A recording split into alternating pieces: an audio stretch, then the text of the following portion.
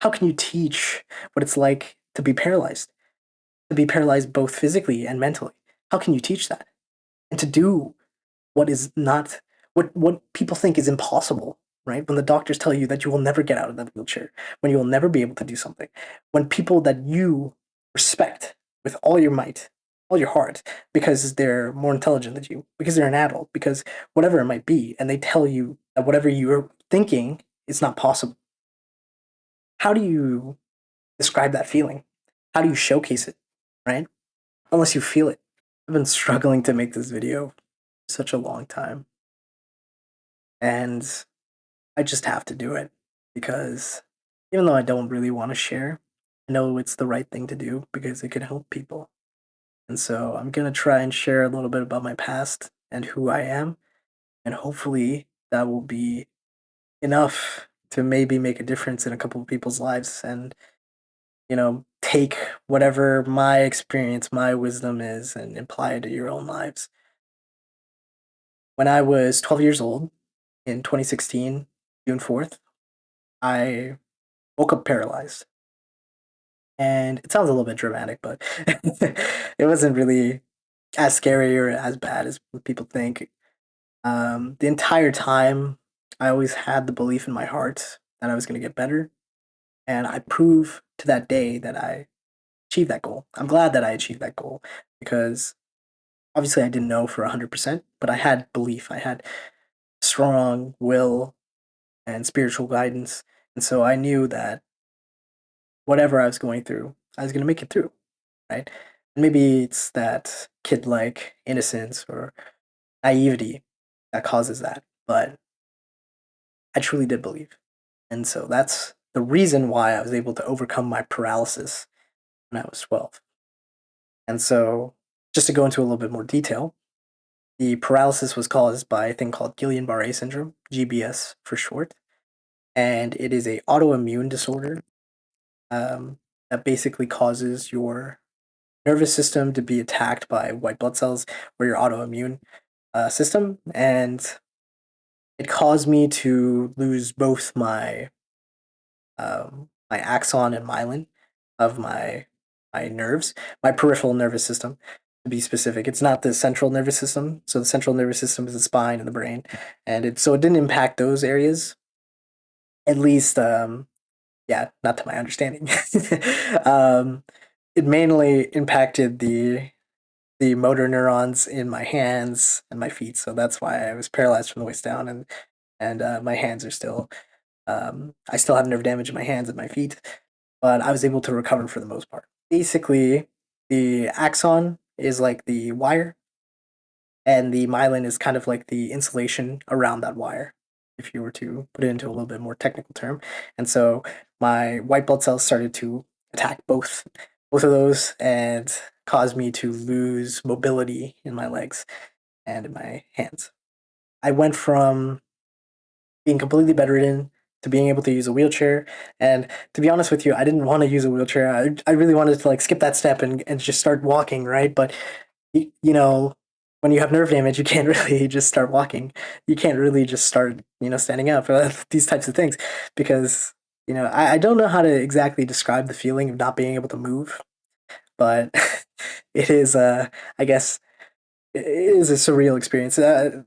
It's not like I forgot to walk. People say like, "Oh, you forgot how to walk. You had to relearn how to walk." Like, no, I didn't forget, guys. I remember what it was like to walk before. I'm not stupid, but um, something that a lot of people said. I'm like, no, that's not true. I don't know exactly how to describe it, but it's not that. In the hospital, they wanted to teach me how to do like wheelchair skills. There's a lot of really good people in the hospital, by the way. I remember a lot of them. Some of them I don't remember the exact names of, but everybody who helped me in the hospital, I appreciate greatly. It was a team effort, right?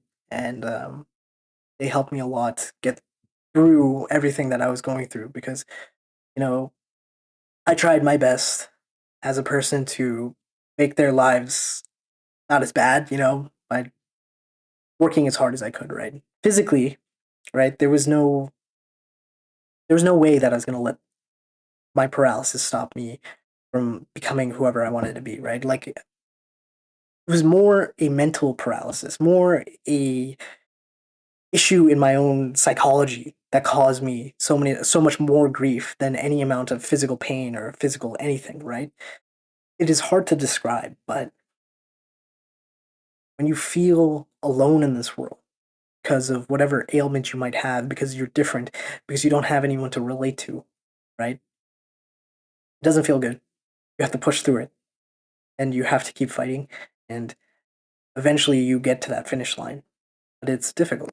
And sometimes you don't know when you're right, when you're wrong, or if you're going to make it or if you're not. But you have to keep trying.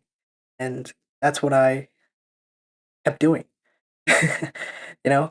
And there were times when I was extremely unhappy, but I still had people around me to support me, my teachers, and like my friends and my family, and all of these people. I missed a lot of school. That was basically the agreement that I had to make was that I would go back to the hospital, and then I would only spend half my time at school. And so I basically didn't study at all. and a lot of my bad habits when it came to being a student generated during that time just because I was just so tired. You know, and people call it excuses, but like nerve damage really does make you tired. And it is actually like a symptom. And so chronic tiredness and this feeling of just, I don't know, like constant pain and things like that. Hopefully this will be able to help somebody. I'm not sure how can you relate to a problem like this? How are you able to apply this to your life, right?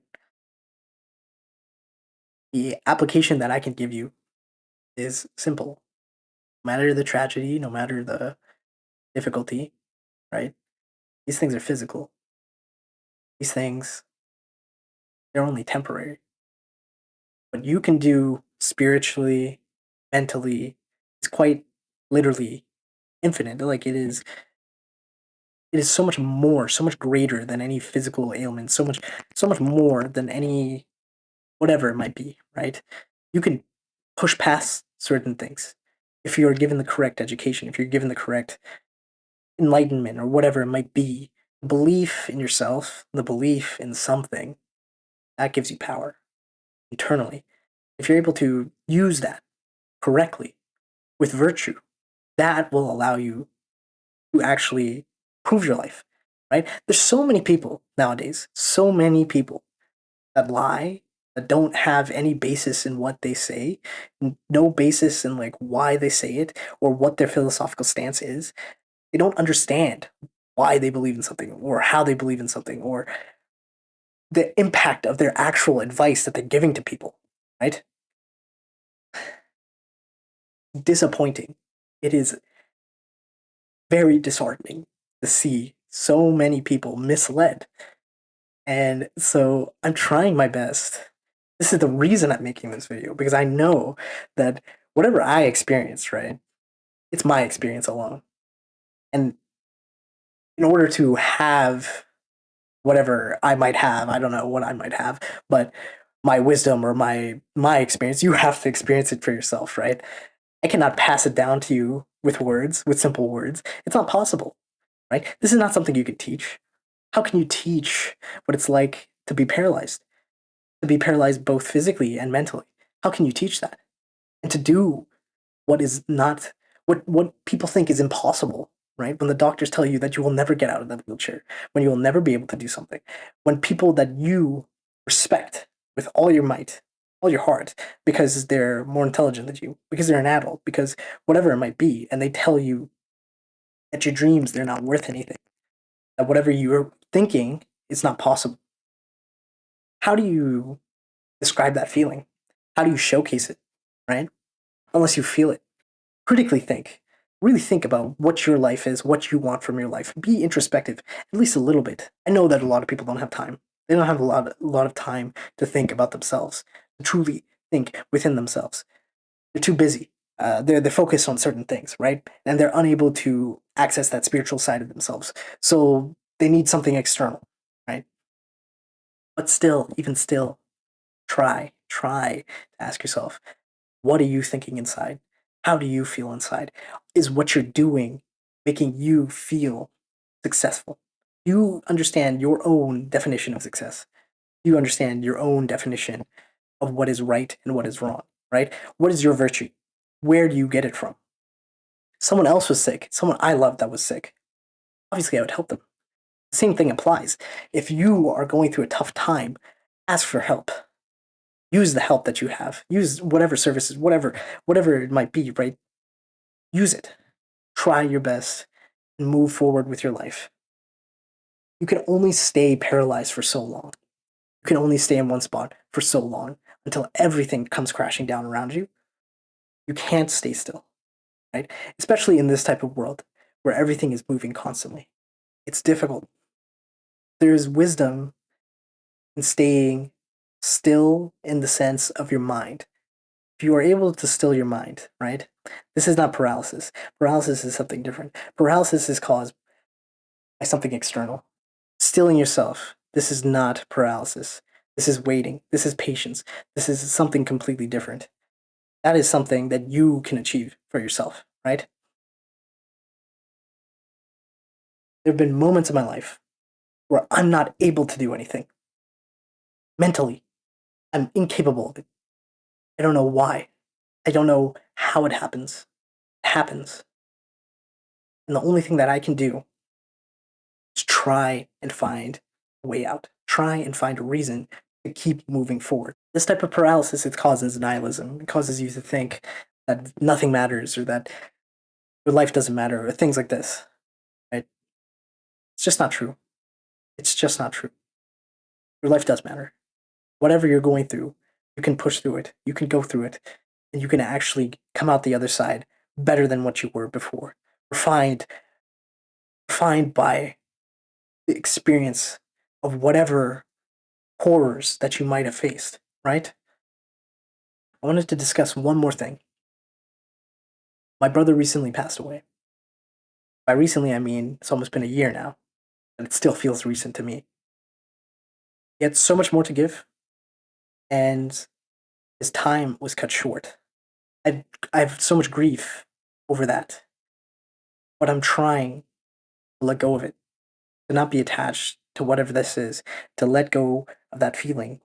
Not because I'm not because I'm heartless, but because I'm compassionate to the idea that hey, there's only so much that I can do, and that I have to let him go so that he can move on. There's certain things in this life you can only do so much for so many people, and so I hope that whatever I'm doing here is able to help you accomplish whatever type of goal, whatever thing that you need to do in order to feel successful for yourself. So then you can actually benefit yourself. Critically think, do whatever you need to do to actually make this world a better place. Because it still can be. We don't have to give up. There's no reason, right? No matter what anybody says, no matter what difficulty that we're going to be facing in the future, I know that it's going to be difficult. I know, but it doesn't mean that we have to give up. I hope that anything that I've said today has been helpful, that it has been at least a little bit of light in this darkness.